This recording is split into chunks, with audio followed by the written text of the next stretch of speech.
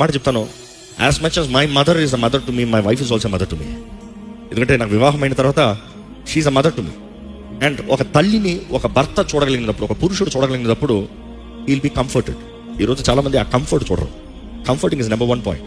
ఆదరణ ఎప్పుడన్నా ఒక బిడ్డకి అమ్మ స్వరం వింటే చాలు, ఎంత ఏడ్చే బిడ్డను అమ్మ స్వరం వింటే చాలు, అమ్మ తాకుదల కలిగితే చాలు. So mother's love is very important.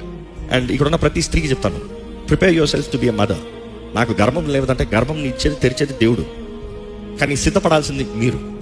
అదే సమయంలో వివాహం కాని పురుషులు చెప్తాను, ఒక స్త్రీని చూసేటప్పుడు see if she a mother person, motherly person. తనలో తల్లి స్వభావం ఉందా చూడాలి. ఫ్యాషన్ ఉందా, ట్రెండ్ ఉందా, మనీ ఉందా, స్టేటస్ ఉందా, క్యాస్ట్ ఉందా, ఇవి కాదు. తన తల్లి కొంటానికి తగ్గుతుందా, తన తల్లి కొంటానికి తగ్గకపోతే నీ భార్య కొంటానికి రాదు. సింపుల్.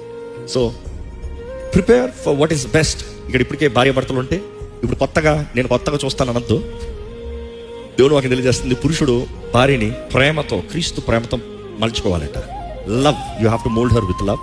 అదే సమయంలో ద ఉమెన్ షుడ్ సబ్మిట్, సమర్పించుకోవాలి. మోల్డ్ అవుతానికి సమర్పించుకోవాలి. దేవుడు మన కుటుంబంలో జ్ఞానాన్ని ఇచ్చి నడిపించును గాక. ఆమేన్.